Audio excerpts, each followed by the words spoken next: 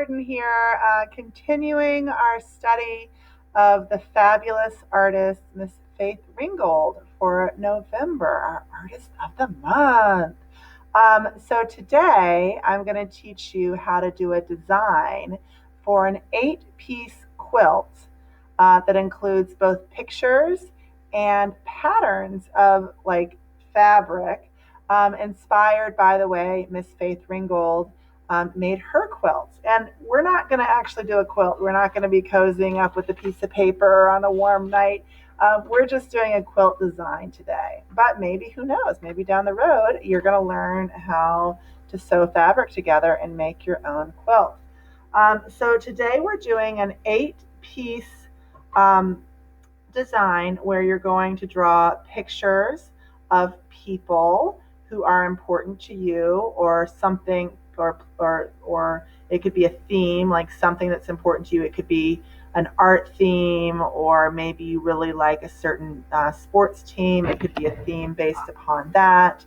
You could have different sports players in it, but you're going to make an 8-piece quilt design with a border, and you're going to have 4 people or 4 objects, like 4 drawings, and then you're going to have 4 patterns, and I'm going to show you how you can do that. So to start, we need to get our piece of paper set up. We're going to fold it 3 times, which is going to give us 8 different spaces. So I'm going to first start, and I'm going to hold it vertically and fold the top down to meet the bottom. And then I'm going to fold it again, the top down to meet the bottom. And I can reverse my folds to get it to lie flat. That's always hard. Now I've got, if I'm holding it horizontally, you can see that I've got these 4 columns. So then I'm going to hold it horizontally and fold the top to meet the bottom. And if it turns out that you have it done a different way, that's totally fine. Totally 100% fine. So now I have these 8 rectangles. And before I do anything else, I'm going to add a border for my quilt. Quilts often have borders. And I'm just going to go ahead and start with a black crayon or a black color stick. And I'm going to draw, for my first border, I'm going to draw a line parallel to the top. And then I'm going to overlap that. That's going to give me a square in the corner, and a line parallel to the side, and then to the bottom. And hey, what happens if you make a mistake? No big deal. You made a mistake, right? It's not the end of the world. And then I'm going to do one more this way. Okay, so now I have a border all the way, and don't worry about these little squares in the corner. You can draw little pictures in here, or color them in, or I could color them in black. If you didn't want to have, and quilts will frequently have little things in the corner, but if you didn't want to have those, you could just stop before you got to the end. Or if you want to color the whole thing black, you could do that. So now I'm going to go ahead and draw lines for where my pictures are going to go in between these lines. So these are, I'm just going over the fold that I made.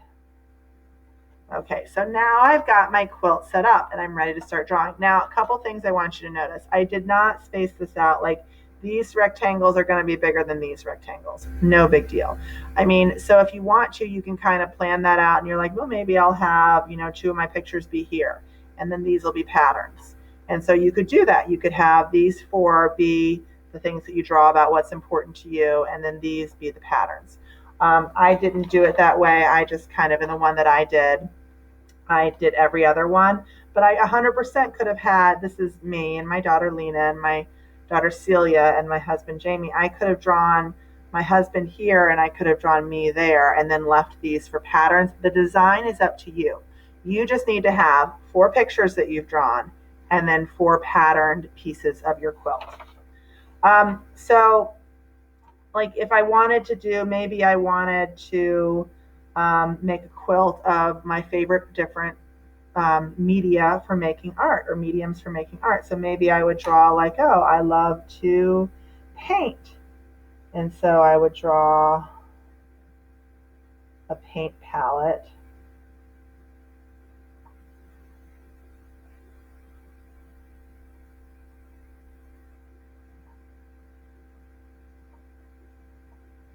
In one. And I do love a pencil, a Ticonderoga. It's my favorite.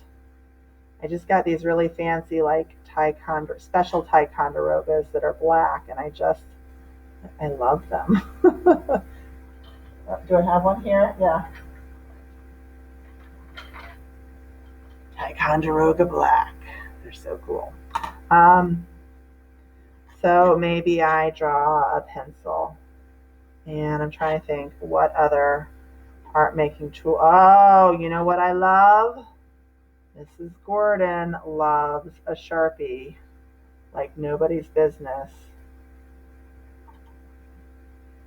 So I could draw my Sharpie in there. I could write Sharpie. Okay. And I'm wondering what my other paint. Maybe just, oh, I know. Silly me. I love crayons. So maybe I'll make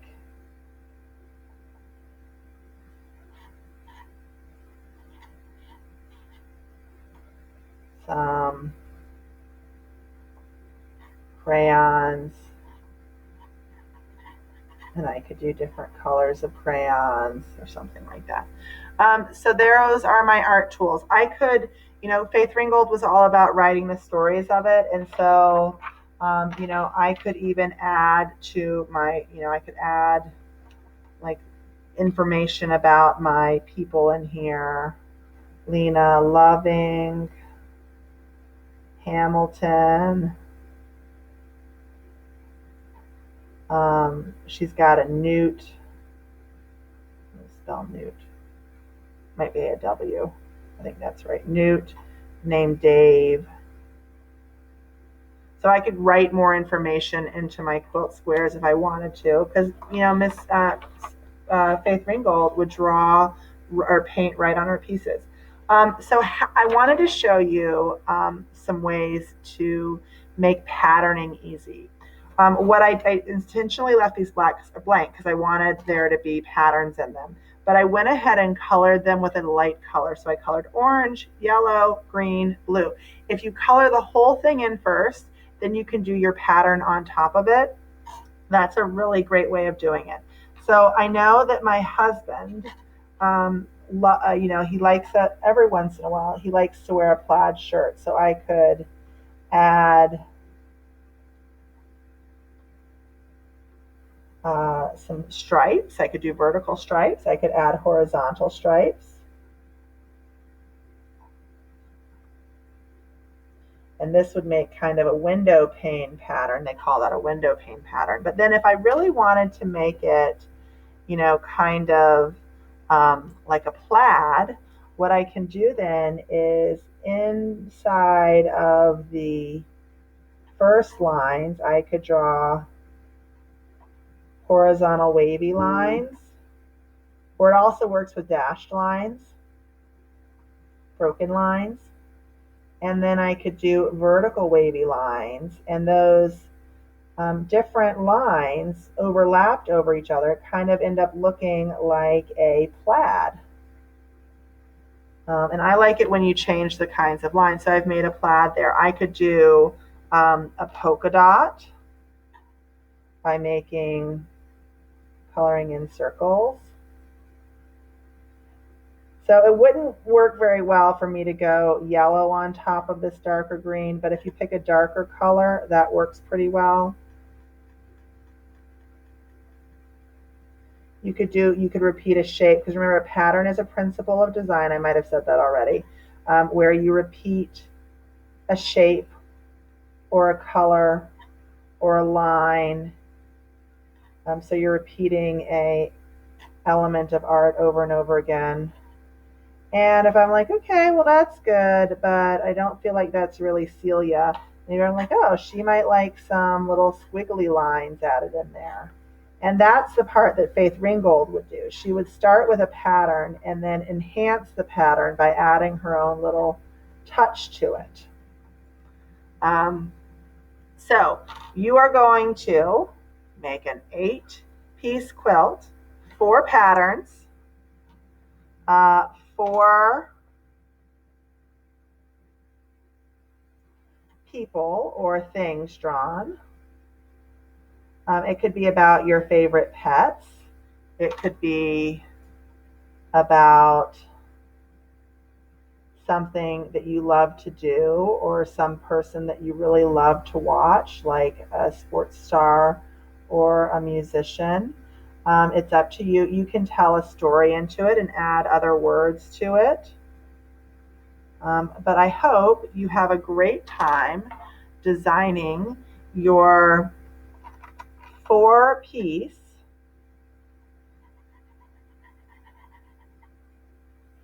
or pardon me, 8-piece quilt with 4 patterns and 4 pictures and a border inspired by the wonderful fabric artist, Miss Faith Ringgold. So here I am again making a checkerboard pattern. So that's one of my greatest tips, friends, is coloring the background first and then drawing the pattern over top.